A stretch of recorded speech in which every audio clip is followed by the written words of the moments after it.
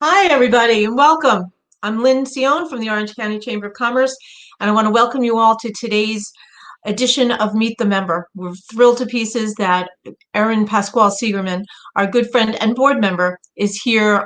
There she is. Hey, Erin, Hello. for today's edition. Before we start, I do want to just make mention to remind people that we're in phase one of the reopening of New York. Phase two should be starting shortly. Please make sure that you have filed your safety plan. You can pull that down off of the New York State Forward website. There's a template for you to use. That is for you to keep at your place of business on the premises. You do not need to submit that, but you will need to submit an affirmation that you have prepared a plan and that it is on the premises. That affirmation does need to be submitted, and it can be submitted online to New York State. If you have any questions about that or you need to find out where that is, please don't hesitate to contact us. Also, if you're in need of PPE, we can help you with that. We can help you with hand sanitizer, face shields, masks, gloves, gowns, booties, pretty much all the PPP that you would need. So you can contact us at info@orangeny.com. And so now, Erin, how are you? Good, good. How are you, Lynn? I'm well, thank you. Thank you so much for being here today with us. So we're going to talk a little bit about your business and how COVID has had an effect on it, and some of the things that you as an entrepreneur have done to kind of withstand what has been really a devastating effect on New York State business with this pandemic. But first, let's talk about You're the Boss, because this is like an amazing business that you have and an amazing success story. Thank you. Obviously, as Lynn knows, as she's my former employer, I've had this company about a little over 5 years and full time for about a little over 2 years. My previous employer was obviously the Orange County Chamber of Commerce, as I was their director of events.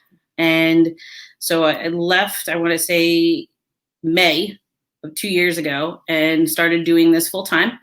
We are full service wedding and event planning, catering, florals, decor. Pretty much you can think about anything to do with the event industry, hospitality industry. We have our fingers on the pulse of it. So we've been doing that pretty much for the last 5 years.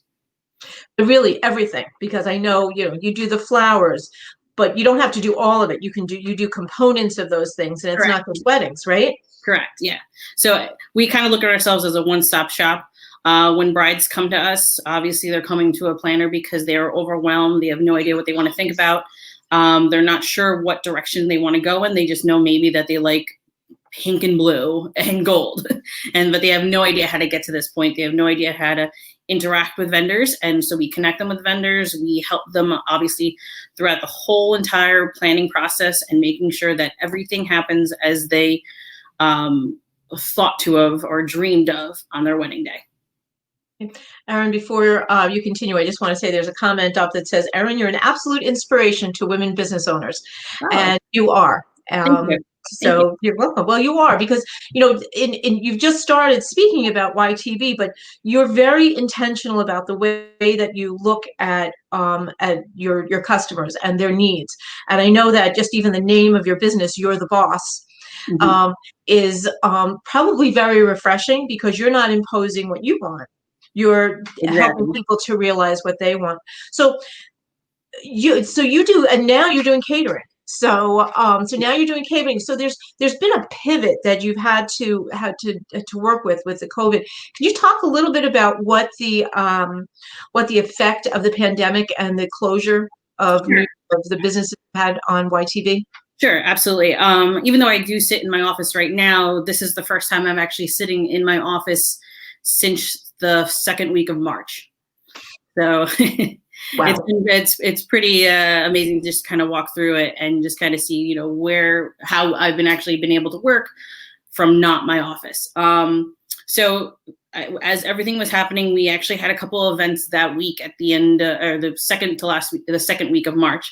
And that's when everything started closing down. We had planned typically in a year, close to 500 events.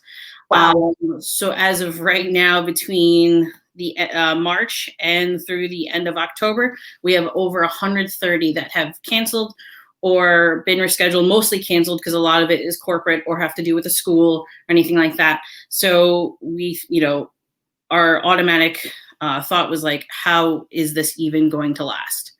What are our next steps? Because even as a business owner, you're obviously worried, but then you have to think about how worried and how are your clients are going to get through this. Mm-hmm. So our first thing is that we wanted to just make sure that our clients knew that we were aware what's going on in the world. We sent out emails, newsletters. We actually still continue to send out. All right.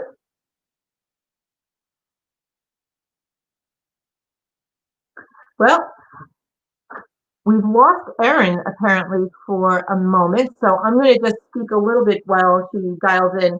I'm sure she'll be coming back in. The issues that Erin has dealt with You're the Boss is not anything that is specific to her business. As I mentioned earlier, we're in phase 1 of reopening of New York State.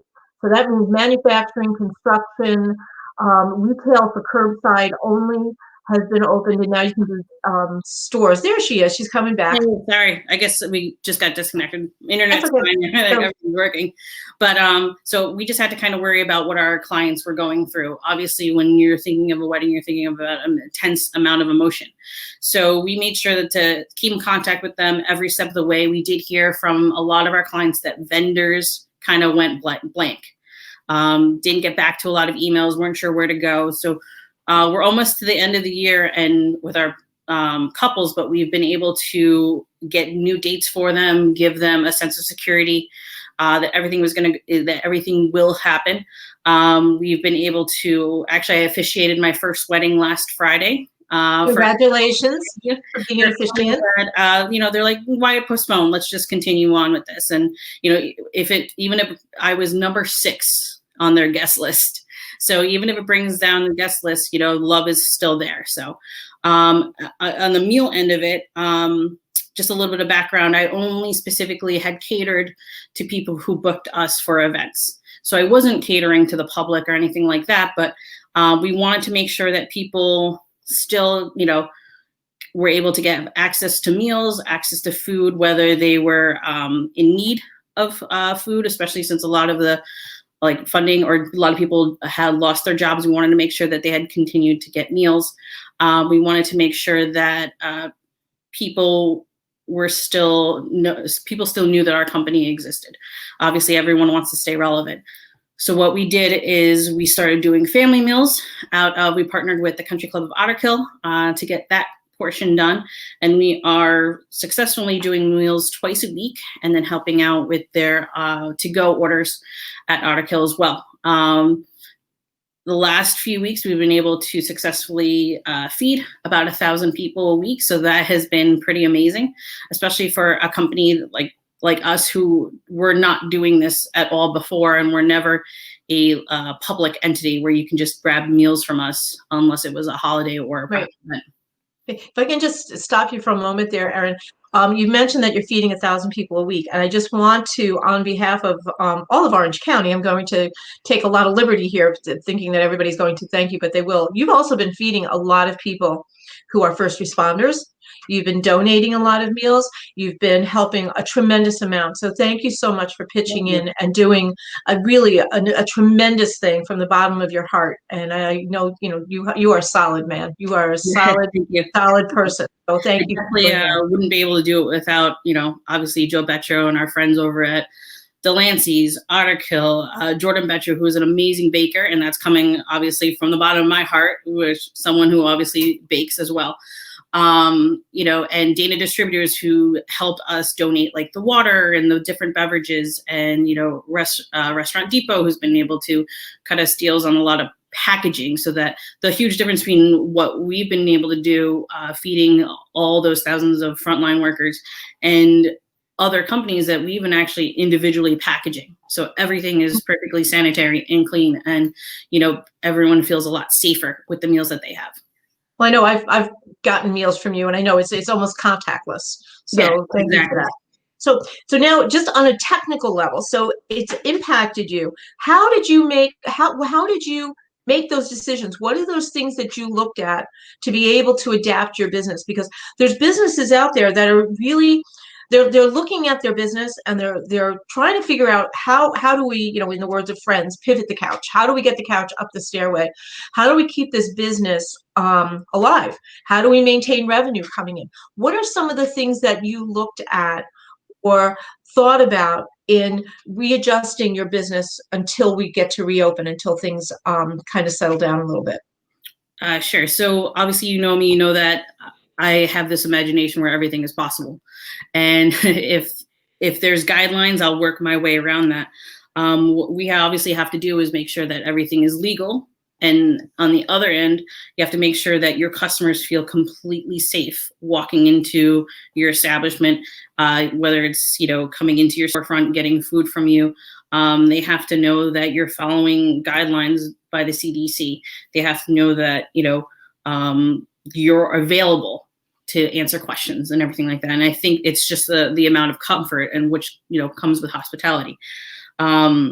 We had to obviously keep people informed. People obviously have been home during quarantine or have access to the news, so they know, or they can easily research if something is not safe, isn't something's not legal, or what one business is doing from the next. So even though I'm a planner of events that are happening in the future, I am also a planner of any possible thing that can happen, whether it's a fire on premise or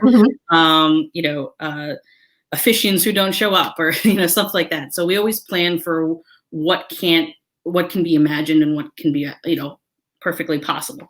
So when I had to make decisions to pivot the company, I had to say, where are our strengths? And that is obviously food and logistics.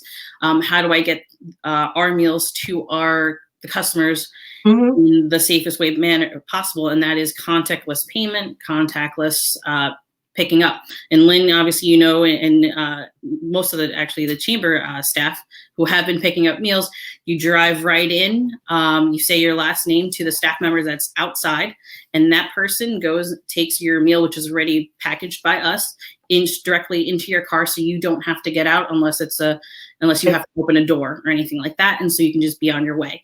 There's no waiting in line near customers or anything like that. So I think that the level of comfort is definitely there. I just think that, as a business owner, you just have to keep up with news regulations, having the chamber as a constant vehicle of information, and what gets said from County Executive Newhouse to the governor to other legislators, back to the chamber members is basically what you do. Is you're that force that gives us the information, so it's better for us to succeed. Well, that's really what we do. You're on our board, so you know what our mantra is and what our mission is. And and right now things are very spongy. We also, I guess today at the governor's press conference, the concern is because of the protests there may be a spike in COVID. So so there's a lot of concerns that go on. And one of the things that you mentioned, which it really resonates with me, because I do know it's one of your core values. And you talk about being inventive and thinking outside the box and being creative, and and not pushing the limits, but kind of saying, well, maybe that limit doesn't really need to be there, maybe that's not a real limit.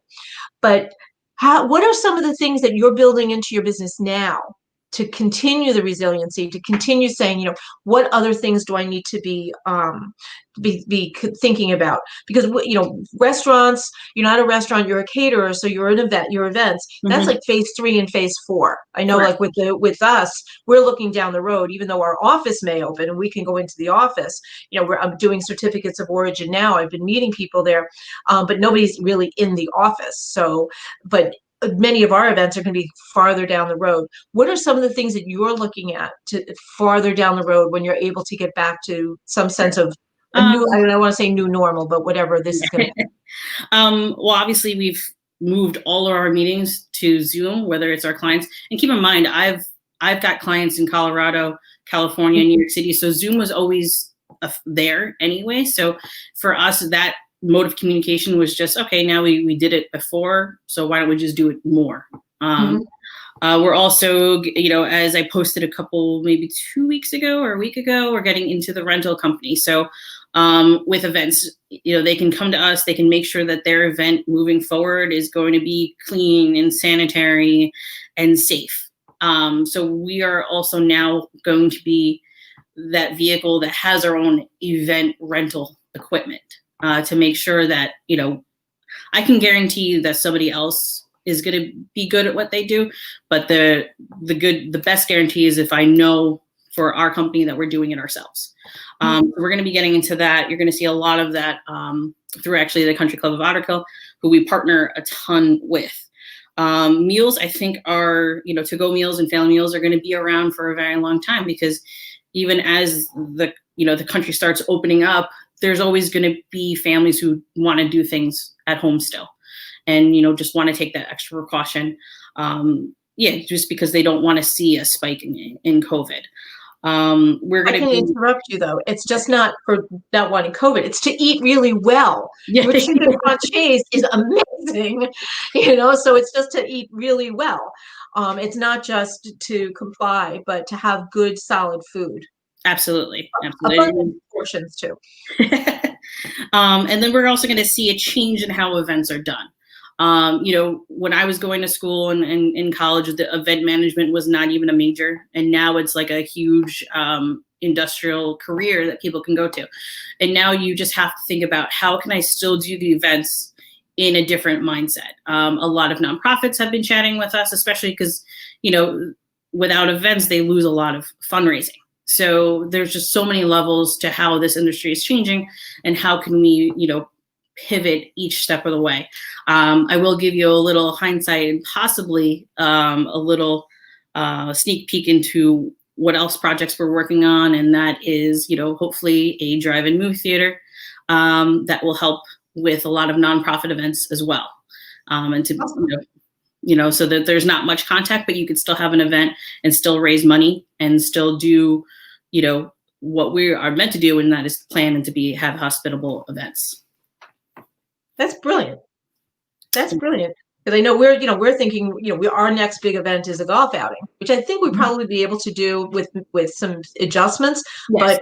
But what are we going with our snowballs in January? What is that going to look like? Yeah, and we've had a lot of contact with our clients about, if they were to have a wedding this year, what does that makeup look like? And the unfortunate side is, like, if you can envision your wedding with masks and, full staff in PPE, and maybe that this year might not be for you. And so we've been offering different ways about how to go about your wedding.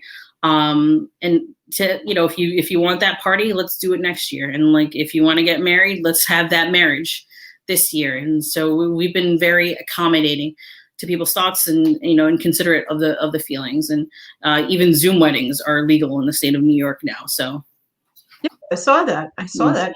So now, and you don't just do the weddings; you do baby showers. You Correct. Do all sorts of things. So it's not just the weddings. We've had a lot of drive-by baby showers and bridal showers in the last few weeks. What do you mean by drive-by? So let's just say, your daughter who's pregnant, let's just say she decides to have a drive-by baby shower, and let's just say she lived locally. Obviously, the local aspect is what she's in DC, so that's going to be a long drive-by. Exactly. So it's not just these drive-bys are not just virtual, but where the mother or bride-to-be pretty much stands at the end of the driveway. People drive by. You have favors for them.